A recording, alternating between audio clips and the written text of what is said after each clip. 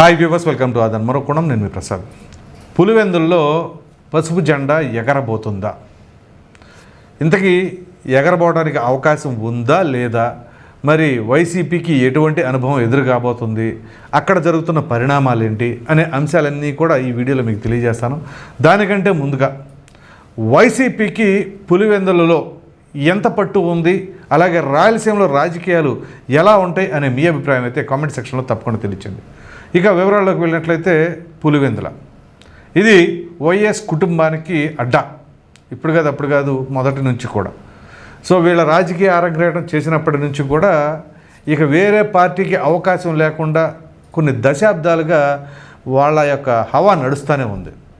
ప్రధానంగా 1978 నుంచి వైఎస్ రాజశేఖర రెడ్డి గారు అక్కడ ఫుల్ హవా కొనసాగిస్తూ ఉన్నారు. ఆ లెగసీని వైఎస్ జగన్మోహన్ రెడ్డి గారు కంటిన్యూ చేస్తూ ఉన్నారు. ఇది ఇలా ఉంటే ఇప్పుడు అక్కడ జెడ్పీటీసీ ఉప ఎన్నిక వచ్చింది. దానికి గల కారణం ఏంటి అంటే ప్రస్తుతం జెడ్పీటీసీ మరణించడం వలన సో ఉప ఎన్నిక రావడం జరిగింది. ఈ నేపథ్యంలోనే ఇప్పుడు చాలా ప్రాధాన్యత సంతరించుకుంది. మామూలుగా ఆంధ్రప్రదేశ్లో ఎన్నికలు అనగానే ఎక్కడ లేని పండగ వాతావరణం అనమాట. ఇక మామూలు హడావుడిగా ఉండదు. అట్లాంటిది ఇప్పుడు ఎక్కడ ఎన్నికలు లేవు. సో అటువంటిది ఈ ఉప ఎన్నిక ఉండేసరికి ఇక రాష్ట్రం అంతా కూడా దానివైపు చూస్తుంది. పైగా అది జగన్మోహన్ రెడ్డి గారి సొంత అడ్డా. సో అటువంటి అడ్డాలో ఏ విధంగా ఉండబోతుంది?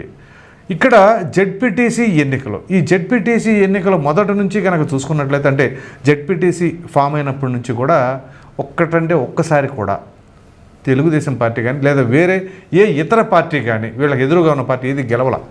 సో ఆ విధంగా ఉంది. కానీ మొట్టమొదటిసారి ఈ అవకాశం టీడీపీ ఏ విధంగా ఉపయోగించుకోబోతుంది? ఎందుకంటే ఈసారి మొన్న 2024 ఎన్నికలలో ఏదైతే ఉమ్మడి కడప జిల్లాలో 10 స్థానాలు ఉంటే 10 స్థానాల్లో కేవలం 3 స్థానాలకి మాత్రమే వైసీపీ పరిమితమైంది. అంటే కూటమి ఎంత బలంగా రావాలి అని చెప్పేసి అక్కడ ప్రజలు సైతం కోరుకున్నారు అనేది అర్థం చేసుకోవచ్చు. దీంతో పాటుగా మొన్న జగన్మోహన్ రెడ్డి గారి ఎన్నికల ఫలితాలు కనుక పులివెందుల నియోజకవర్గం నుంచి చూసినట్లయితే 2014లో 75,000 ఓట్ల మెజారిటీతో ఆయన గెలుపొందారు. అదే 2019 వచ్చేసరికి 90,000 ఓట్ల మెజారిటీతో గెలుపొందారు.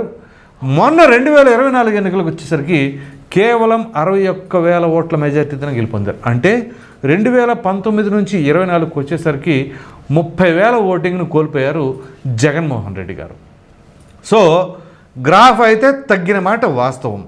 అంటే కంప్లీట్గా ఇటు నుంచి అటు మారిపోద్దా అంటే అది మనం చెప్పలేం. అయితే ఈసారి అధికారంలో ఉన్నది ఇక్కడ కూటమి ప్రభుత్వం కాబట్టి గెలవడానికైతే ఎక్కువగా అవకాశాలు ఉన్నాయి అని చెప్పేసి అభిప్రాయాన్ని వ్యక్తపరుస్తూ ఉన్నారు. ప్రధానంగా అక్కడ తెలుగుదేశం పార్టీ లేదా కూటమి అభ్యర్థిగా బీటెక్ రవి గారి సతీమణి అయినటువంటి లతారెడ్డి గారు పోటీ చేస్తున్నారు. అలాగే వైసీపీ తరఫున హేమంత్ రెడ్డి గారు పోటీ చేస్తున్నారు. సరే, ఇక వైసీపీకి అండగా ఆ అభ్యర్థికి తోడుగా మాజీ మంత్రులు ఉండొచ్చు, మాజీ ఎమ్మెల్యేలు ఉండొచ్చు, అలాగే ప్రస్తుత ఎంపీ అయినటువంటి అవినాష్ రెడ్డి ఉన్నారు. ఆయనతో పాటుగా ఎమ్మెల్సీ రమేష్ యాదవ్ ఉన్నారు. సో ఇటు పక్కన తెలుగుదేశం పార్టీ అభ్యర్థికేమో మాజీ మంత్రి అయినటువంటి ఆదినారాయణ రెడ్డి గారు, అట్లాగే బీటెక్ రవి, ఇక అక్కడ ఉన్నటువంటి ఎమ్మెల్సీలు కావచ్చు, ఈ కడప జిల్లాలో ఉన్నటువంటి కూటమి ఎమ్మెల్యేలు అందరూ కూడా అక్కడ కలిసికట్టుగా అక్కడ పనిచేస్తూ ఉన్నారు. సో ఇక్కడ బాహాబాహి డి అంటే డి అన్నట్టుగా ఉంది. ఒకప్పుడు అంటే వన్ సైడెడ్గా ఉండేది వైసీపీకి కానీ లేదా అంతకుముందు వాళ్ళు కాంగ్రెస్ పార్టీలో ఉన్నప్పుడు. కానీ ఇప్పుడు ఆ పరిస్థితులు అయితే కనిపించట్లా. సో ఎంతో కొంత అయితే ఫైట్ చేయవలసిన పరిస్థితి వైసీపీకి కనపడుతూ ఉంది. ఇది ఎలా ఉంటే ఇక అక్కడ ఘర్షణ వాతావరణం. మామూలుగానే రాయలసీమ అనగానే ఫ్యాక్షనిజానికి పెట్టింది పేరు అని చెప్పేసి చాలామంది అభిప్రాయపడుతూ ఉంటారు. మామూలుగా బాంబులు, కత్తులు, వేట కొడవలు ఇవన్నీ కూడా సర్వసహజం సాధారణంగా. అది రాయలసీమ నుంచి ఆంధ్రప్రదేశ్లో నలుమూలలా కూడా పాకిందనుకోండి గత కొన్నేళ్లుగా మనం చూసినట్లయితే. ఎందుకంటే ఇటీవల పల్నాడు చూస్తే పల్నాడులో రాయలసీమను మించిపోయిన ఫ్యాక్షన్ నడుస్తూ ఉంది. సో ఇప్పుడు ఇదే పులివెందుల్లో గత 2 రోజుల నుంచి చూసినట్లయితే యుద్ధ వాతావరణం. చివరికి వైసీపీ నాయకుల పైన దాడి జరిగింది. అదే రమేష్ యాదవ్, ఎమ్మెల్సీ రమేష్ యాదవ్ గాయపడ్డాడు అని చెప్పేసి కూడా వార్తా కథనాలు వచ్చినాయి. సో ఈ విధంగా ఘర్షణ వాతావరణం రావడం, తదుపరి ఇక్కడ మరలా తెలుగుదేశం పార్టీ కార్యకర్తలు ఏమైనా తక్కువ చేశారా అని అనడానికి కూడా ఆస్కారం లేకుండా వీళ్ళు వాళ్ళపైన దాడి చేశారు, వాళ్ళు వీళ్ళపైన దాడి చేశారు, వాళ్ళపైన కేసులు నమోదని, వీళ్ళపైన కేసులు నమోదని. ఈ క్రమంలో మాజీ ముఖ్యమంత్రి అయినటువంటి జగన్మోహన్ రెడ్డి గారు కూడా ట్వీట్ చేశారు. అదేంటో ఒకసారి, అంటే చాలా పెద్ద ట్వీటు, మీకు రఫ్గా కొంతవరకు నేను చదివి వినిపిస్తాను. పులివెందుల జెడ్పీటీసీ ఎన్నికల్లో చంద్రబాబు నాయుడు గారు తీవ్ర అధికార దుర్వినియోగానికి పాల్పడుతూ రౌడీ రాజకీయాలు చేస్తున్నారు. నల్గొండ వారి పల్లె వద్ద బీసీ యాదవ సామాజిక వర్గానికి సంబంధించిన మా పార్టీ ఎమ్మెల్సీ రమేష్ యాదవ్ సహా వేముల మండల పార్టీ పరిశీలకుడు వేల్పుల రామలింగారెడ్డిపై టీడీపీ వాళ్ళు హత్యాయత్నానికి దిగారు. ఈ ఘటనలో వీరు ప్రయాణం చేస్తున్న కారును ధ్వంసం చేసి వీరిద్దరిని తీవ్రంగా గాయపరిచారు. ఏం పాపం చేశారని ఇలా దాడి చేశారు, ఎందుకు ఇలా గాయపరిచారు? ఇది నిన్న సాయంత్రం పులివెందుల్లో జరిగిన మరో ఘటన. ఓ వివాహానికి హాజరైన వైఎస్ఆర్సీపీ నాయకులపైన ఫంక్షన్ హాల్లోనే టీడీపీ వాళ్ళు దాడి చేశారు. ఈ ఘటనలో అమరేష్ రెడ్డి, సైదాపురం సురేష్ రెడ్డి తీవ్రంగా గాయపడ్డారు. అడ్డుకోబోయిన పెళ్లివారిని శ్రీకాంత్, నగేష్, తన్మోహన్ రెడ్డి తదితరులు కూడా కొట్టారు. ఇలా కారణంగా దాడులు చేస్తుంది సిగ్గుగా లేదా? ఇంకా చాలా ఉంది. సో ఇక్కడ తెలుగుదేశం పార్టీ వాళ్ళు జగన్మోహన్ రెడ్డి గారు చెప్పినట్లుగా దాడి చేశారు అంటే ముమ్మాటికి ఖండించాల్సిందే. అది కూడా అధికారాన్ని అడ్డం పెట్టుకుని ఈ రకంగా ప్రతిపక్షాలపైన వ్యవహరించడం అనేది ముమ్మాటికి తప్పే. కానీ ఇక్కడ జగన్మోహన్ రెడ్డి గారు మీకు సిగ్గు లేదా, ఇలా చేస్తారా, ప్రజాస్వామ్యాన్ని కూనీ చేస్తున్నారన్నారు చూసారా? అట్ ద సేమ్ టైం వీళ్ళు అధికారంలో ఉండగా ఇదే స్థానిక సంస్థల ఎన్నికలు జరిగినప్పుడు వాళ్ళ హయాంలో ఏం చేశారనేది కూడా ఒకసారి గుర్తు చేసుకోండి. ఇక్కడ కారును ధ్వంసం చేశారంటున్నారు, మరి అప్పుడు త్రికాకిషోర్ చేసిందేంటి? ఆ రకంగా కారును ధ్వంసం చేయలేదా? అంతెందుకు, నామినేషన్లు వేయడానికి వెళుతున్న వారిని కూడా కొంతమందిని చేతుల్ని సైతం నరికేయలేదా? నెల్లూరు జిల్లాలో ఆ ఘటన చోటు చేసుకోలేదా? ఒక బీజేపీ అభ్యర్థిని మరి చేతులు నరికేశారు కదా. సో ఇట్లా ఎన్నో ఉన్నాయి. అయితే ఇక్కడ ఇది సమర్థిస్తున్నామంటే తప్పు. అప్పుడు అది ఎంత తప్పో ఇప్పుడు అది ఇక్కడ ఇది జరిగింది కూడా అంతే తప్పు. అయితే ఈ ఎన్నికలలో ఈ దాడులు ఇవన్నీ కూడా సర్వసహజం రాయలసీమలో అని అంటారా? ఇక టెక్నాలజీ పెరుగుతున్న ఈ రోజుల్లో, ప్రజలు చైతన్యవంతులు అవుతున్న ఈ రోజుల్లో కూడా ఇంకా దాడులకు పాల్పడతామంటే మరి దీనిని బట్టి ఇంకా ప్రజాస్వామ్యం ఏ విధంగా మార్పు రావాలి అనేది మనం ఆలోచించుకోవాలి. ఒకటి, ఇక దీంతో ఇక్కడ రాజకీయ పరిణామాలు ఏ విధంగా ఉన్నాయంటే, సాధారణంగా ఎన్నికల సమయం వచ్చినప్పుడు కొన్ని అంశాలు తెరపైకి వస్తూ ఉంటాయి. అంతెందుకు, మొన్న అసెంబ్లీ ఎన్నికలు జరుగుతున్న తరుణంలో వైఎస్ వివేకానందరెడ్డి గారి హత్య అది తెరపైకి వచ్చింది. షర్మిల గారు నామినేషన్ వేశారు. దానివల్ల ఎంత కొంత ఆ ప్రభావం కొంత అయితే పడింది. ఇది వైఎస్ ఎంపీ అవినాష్ రెడ్డి విజయాన్ని అడ్డుకోలేకపోయినా మెజారిటీ అయితే తగ్గించేందుకు ప్రయత్నం అయితే జరిగింది షర్మిల గారి ద్వారా. పైగా గడప గడపకి తిరిగి అక్క చెల్లెలిద్దరు కూడా వైఎస్ వివేకానందరెడ్డి గారి హత్య గురించి, వీళ్ళ యొక్క భాగోతాల గురించి వాళ్ళు మాట్లాడారు. ఇదంతా బాగానే.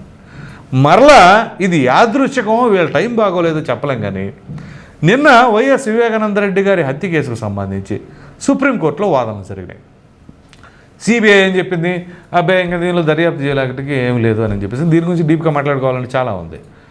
సో మీరు కావాలంటే మరలా చేస్తామని, మరలా ఇప్పుడు ఈ ఎన్నికల ఫోబియా ఇక్కడ జెడ్పీటీసీ ఎన్నికలకు సంబంధించి జరుగుతున్న తరుణంలో ఈ విధమైన అంశం తెరపైకి వచ్చేసరికి మరలా లైమ్ లైట్కి వచ్చింది వైఎస్ వివేకానందరెడ్డి గారు అయితే. ఈరోజు వైఎస్ సునీతారెడ్డి గారు కొన్ని వ్యాఖ్యలు చేశారు.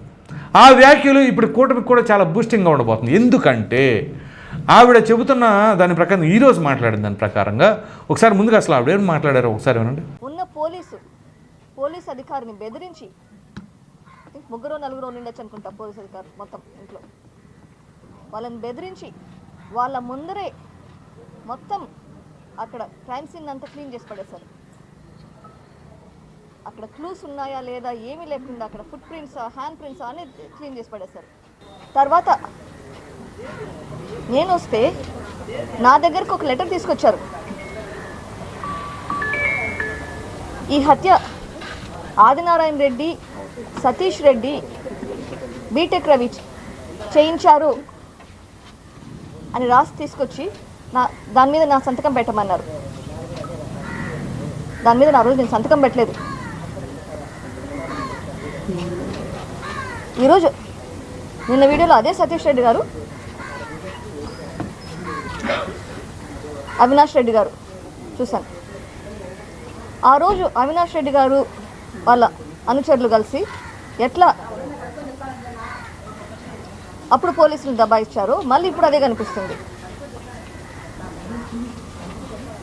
అదే కదా. ఆ తర్వాత మళ్ళీ మరుసటి రోజు నారాసుర రక్త చరిత్ర అని పెట్టారు.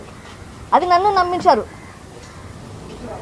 ఆ రోజు సాయంత్రం నా పక్కన ఉండి ఇట్లే ఒక మీడియాని అడ్రస్ చేస్తూ ఇది టీడీపీ వాళ్ళే చేయించారు అని చెప్పారు. అది నేను నమ్మాను. విన్నారు కదా. ఇప్పుడేం చెప్తున్నారు, వైఎస్ వివేకానందరెడ్డి గారి హత్య జరిగినప్పుడు ఆ రక్తపు మార్కులు ఇవన్నీ తుడిచివేయటమే కాకుండా బీటెక్ రవి గారు, సతీష్ రెడ్డి గారు, ఆదినారాయణ రెడ్డి గారు వీళ్ళ ముగ్గురు ప్రమేయం మేరకే ఆ హత్య జరిగింది అని చెప్పేసి రాసి ఈవిడిని సంతకం పెట్టమన్నారంట. అప్పుడు ఆవిడ సంతకం చేయలేదట. సో అది ఈరోజు బయట పెట్టారు. ఓ ప్రక్కన జెడ్పీటీసీ కూటమి అభ్యర్థి ఎవరు? లతారెడ్డి గారు, అంటే బీటెక్ రవి గారి సతీమణి. సో ఈ విధంగా వీళ్ళు చేశారు. ఇప్పుడు ఈ విషయం తెరపైకి వచ్చేసరికి అది కూటమికి అడ్వాంటేజ్గా మారబోద్దా? ఖచ్చితంగా మారుతుంది. పైగా ఇది పులివెందుల నియోజకవర్గంలో జరుగుతున్నటువంటి జెడ్పీటీసీ ఎన్నిక. సో స్థానికంగా ఉన్న వాళ్ళందరికీ తెలుసు. ఇంకా ఇప్పుడు బెదిరింపు చర్యలు ఎవరు చేస్తారు అంటే ఇండిపెండెంట్గా ఎవరి మైండ్కి తగినట్టుగా వాళ్ళ బుర్రలో ఉన్న వాళ్ళకే ఓటేసే అవకాశం ఉంటుందా? భయపెట్టి ఓట్లు వేయించుకునే సంస్కారం ఏమైనా రాబోతూ ఉందా? ఇది ఎవరిని భయపెట్టబోతున్నారు? సో ఇప్పుడు వైసీపీ వాళ్ళని భయపెట్టి తెలుగుదేశం పార్టీ వాళ్ళు చేస్తున్నారు. పైగా చంద్రబాబు నాయుడు గారు రౌడీ రాజకీయం చేస్తున్నారట. మరి చంద్రబాబు నాయుడు గారికి రౌడీ రాజకీయానికి ఏమైనా సరే లింక్ ఉందా? గతంలో ఎప్పుడైనా రౌడీ రాజకీయం చేశారా చంద్రబాబు నాయుడు గారు అనేది ట్రాక్ రికార్డును బట్టి అర్థం చేసుకోవాలి. నిజంగా అదే ట్రాక్ రికార్డు కనుక రౌడీ రాజకీయం ఉంటే 14 నుంచి 19 మధ్యలో జగన్మోహన్ రెడ్డిగా ఆ రకంగా ప్రజా సంకల్ప యాత్ర అని చెప్పేసి ఏ విధంగా చేయగలిగేవారు? 3648 కిలోమీటర్లు ఆయన పాదయాత్ర చేశారు అంటే ఎక్కడ ఎటువంటి ఆటంకం లేకుండా చేశారంటే మరి చంద్రబాబు నాయుడు గారు రౌడీ రాజకీయాన్ని ప్రోత్సహిస్తారా? మరి ఇదే జగన్మోహన్ రెడ్డి గారి హయాంలో అమరావతి రైతులు యాత్ర చేస్తున్నా కానీ దానికి ఎదురుగా 3 రాజధానుల యాత్రని కక్షపూరిత ధోరణితో ఎవరు చేశారు? రెచ్చగొట్టే ధోరణిలో ఎవరు యాత్రలు చేశారు? చంద్రబాబు నాయుడు గారు అంగళ్ళ పర్యటన చేసినప్పుడు వైసీపీ కార్యకర్తలు నాయకులు పర్యటన చేసేది అప్పుడు ఎదురుగా. సో మరి జగన్మోహన్ రెడ్డి గారు పాదయాత్ర చేసిన సమయంలో ఏ ఒక్క గ్రామంలో అయినా సరే తెలుగుదేశం పార్టీ కార్యకర్తలు ఎదురుగా వాళ్ళకి రెచ్చగొట్టేలాగా యాత్రలు చేశారా? వాళ్ళు అధికారంలో ఉన్నప్పుడైనా చేయలా. సో ఇప్పుడు రౌడీ రాజకీయం లేదా రెచ్చగొట్టే రాజకీయాలు ఎవరు చేస్తున్నారు అనేది ప్రజలు అర్థం చేసుకుంటూ ఉంటారు.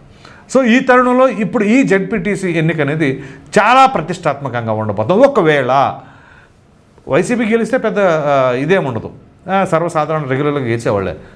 తెలుగుదేశం గెలిస్తే అది ఒక చరిత్ర కాబోతా ఉంది. అది కూడా సుమారుగా 45 సంవత్సరాల తర్వాత అక్కడ జెడ్పీటీసీ ఎన్నికల్లో తెలుగుదేశం పార్టీ జెండా ఎగరవేయబోతుందంటే అది ఒక చరిత్రగా ఉండబోతున్నాడో ఎటువంటి సందేహం లేదు. సరే అది గెలుస్తారా గెలవరా ఏం జరగబోతుంది అనేది అక్కడున్న ప్రజలే చెప్తారు. అక్కడున్న స్థానిక నాయకులు వాళ్ళు రేపు జరిగే ఆ ఉప ఎన్నికల్లో మరి ఎవరికి పట్టం కడతారు అనేది అప్పుడే తెలుస్తుంది. కానీ అప్పటి వరకు మాత్రం ఈ ఘర్షణ వాతావరణం ఏ విధంగా ఉండబోతుంది అంటే మాత్రం ఎవరు ఊహకి అందట్లా. ఎవరు తగ్గేదిలే, ఎవరి కాళ్ళు గొడవలు చేస్తూ ఉంటారు, ఎవరి కాళ్ళు కత్తులు నోరుతూ ఉంటారు. కానీ ఒకటి మాత్రం గుర్తుంచుకోండి, ఈ ఎన్నికల్లో ప్రత్యక్షంగా పోటీ చేస్తున్న వాళ్ళకి తప్ప ఓటర్లు కార్యకర్తలు మీరు మాత్రం మితిమీరి ఇష్టానురీతిగా మా నాయకుడిని అంటారా మా నాయకుడిని అంటారా అని వెళ్తే మీ కుటుంబం కోసం మీరే ఉన్నారు. ఒకవేళ మీకు ఏదైనా జరిగిందనుకో మీ కుటుంబ సభ్యులు రోడ్డున పడతారు. ఆ ఎలక్షన్లో పార్టిసిపేట్ చేసే వాళ్ళకి ఏం పోయేదేంలే, కానీ కార్యకర్తలు దెబ్బతింటారు. అది మాత్రం గుర్తుంచుకోండి, ఏ పార్టీ వాళ్ళని సరే. కాబట్టి ఈసారి ఈ ఎన్నిక మాత్రం ఖచ్చితంగా ఒక సెన్సేషనల్గా ఉండబోతుంది అనేది మాత్రం వాస్తవం. మరి చూద్దాం ఏం జరగబోతుంది ఏంటి అనేది. ఈ వీడియో పైన మీ అభిప్రాయం ఏంటి? ప్రధానంగా ఈ పులివెందుల ఎన్నికల్లో ఈ జెడ్పీటీసీ ఎన్నిక పైన ఎవరు గెలుస్తారని మీరు ఊహించుకుంటున్నారు? మీరు నిజంగా పులివెందుల నియోజకవర్గం వారైతే ఖచ్చితంగా ఆ కామెంట్ సెక్షన్లో తెలియచేయండి. Thank you.